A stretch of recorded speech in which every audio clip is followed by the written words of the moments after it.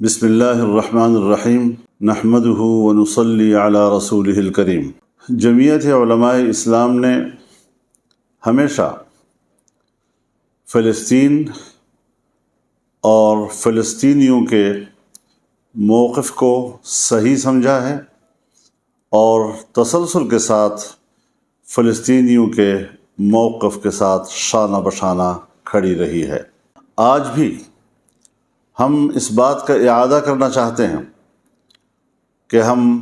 فلسطینی بھائیوں کے ساتھ ہیں، ان کے شانہ بشانہ ہیں، اور ایک روز قبل فلسطینی مجاہدین نے اسرائیل پر جو حملہ کیا ہے، یہ حملہ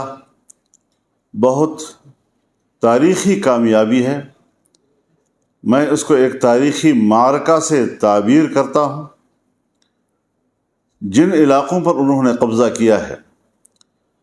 یہ ان کے اپنے علاقے ہیں اور اپنے علاقے انہوں نے واپس لیے ہیں۔ اس حوالے سے میں فلسطین کے عوام کو اور فلسطین کے مجاہدین کو مبارکباد پیش کرتا ہوں۔ دنیا نے یہ سمجھ رکھا تھا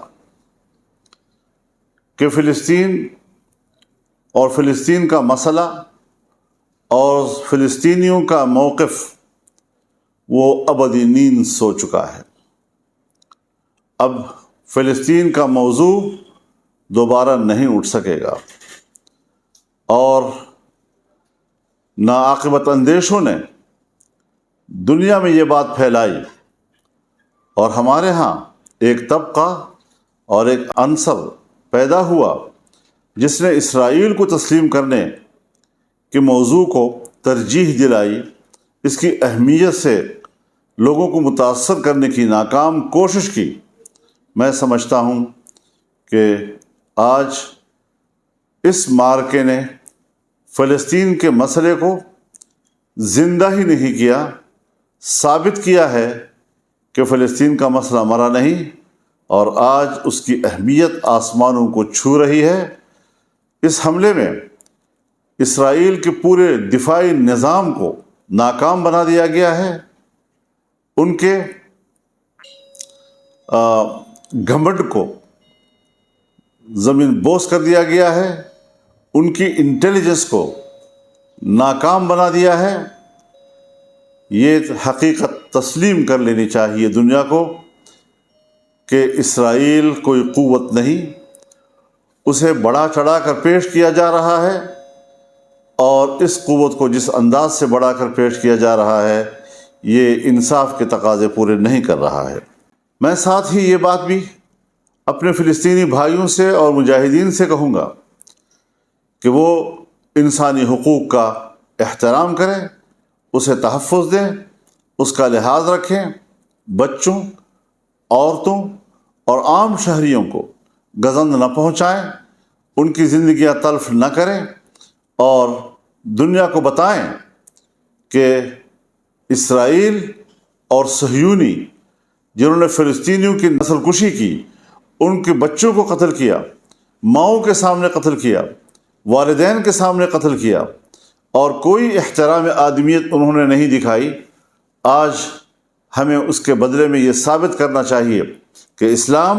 اور مسلمان کس طرح انسانی حقوق کا تحفظ کرتا ہے۔ اس حوالے سے ہم ضرور فلسطینیوں سے یہ اپیل کریں گے کہ وہ ان انسانی حقوق کے تحفظ میں بھرپور کردار ادا کریں۔ میں یہ بھی کہنا چاہتا ہوں کہ اقوام متحدہ بھی اپنا فرض پورا کرے، 1967 کی قراردادوں پر عمل درآمد کرائے، بیت المقدس کو مسلمانوں کے حوالے کرے،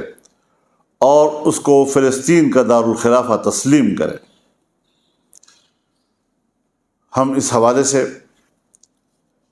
جو بھی اپنا موقف رکھتے ہیں، اس حوالے سے ہم ایک OIC کا بھرپور اور فوری اجلاس بلانے کا مطالبہ کرتے ہیں۔ اس میں ہمارے دوست ملک، انتہائی قابل احترام سرزمین سعودی عرب سے بھی بھرپور کردار ادا کرنے کی ہم توقع رکھتے ہیں، وہ فوری طور پر OIC کا اجلاس بلائے، پاکستان کی گورنمنٹ وہ فوری طور پر اس حوالے سے کردار ادا کرے تاکہ اسلامی دنیا بیٹھ کر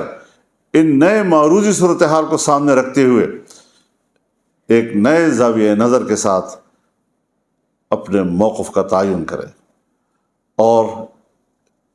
مشرق وسطیٰ میں امن کے قیام کو یقینی بنانے کے لیے منصوبہ بندی کرے۔ یہ بات ثابت ہو چکی ہے کہ جب تک فلسطین کو تسلیم نہیں کیا جاتا، فلسطینیوں کو اس کی سرزمین نہیں دی جاتی، کبھی بھی مشرق وسطیٰ میں امن نہیں آ سکتا۔ اس حقیقت کو تسلیم کر لینا چاہیے اور اسی بنیاد پر ہم یہ سمجھتے ہیں کہ ہمیں اپنے رویوں پہ نظر رکھنی چاہیے، عرب دنیا کو بھی، پوری اسلامی دنیا کو بھی۔ اور میں یہ بھی اعلان کرتا ہوں کہ اگلے جمعے انشاءاللہ العزیز پورے ملک میں فلسطینیوں کے ساتھ یکجہتی کا دن منایا جائے گا اور تمام ملک کے ضلعی ہیڈ کوارٹرز میں مظاہرے کیے جائیں گے ان کے حق میں اور ان کی تائید میں۔ ضلعی ہیڈ کوارٹرز سے اگر کوئی تحصیل اتنی دور ہو کہ وہاں ان کے لیے پہنچنے میں دقت ہو تو وہاں پر تحصیل ہیڈ کوارٹرز میں بھی مظاہرے کیے جا سکیں گے۔ پورے ملک کے عوام، پاکستانی قوم اس حوالے سے میدان میں آئے اور اسلامی وحدت کا ثبوت پیش کرے کہ اسلام ایک دین ہے اور مسلمان ایک جسم ہے، اور جسم کے کسی حصے میں بھی اگر کوئی تکلیف ہے تو اس کا احساس پوری دنیا کا مسلمان کر رہا ہے۔ پاکستانی قوم اس حوالے سے انشاءاللہ اپنا کردار ادا کرے گی، اپنی رائے دے گی، یکجہتی کا مظاہرہ کرے گی، اور جمعے کے روز جمعے کی نماز کے بعد پورے ملک میں انشاءاللہ العزیز اس حوالے سے یکجہتی کا دن منایا جائے گا، بھرپور مظاہرے کیے جائیں گے۔ میں اس حوالے سے پوری قوم سے اپیل کرتا ہوں کہ یکجہتی کی اس دن کو بھرپور طور پر کامیاب بنائیں۔ بہت بہت شکریہ۔ وآخر دعوانا ان الحمدللہ رب العالمین۔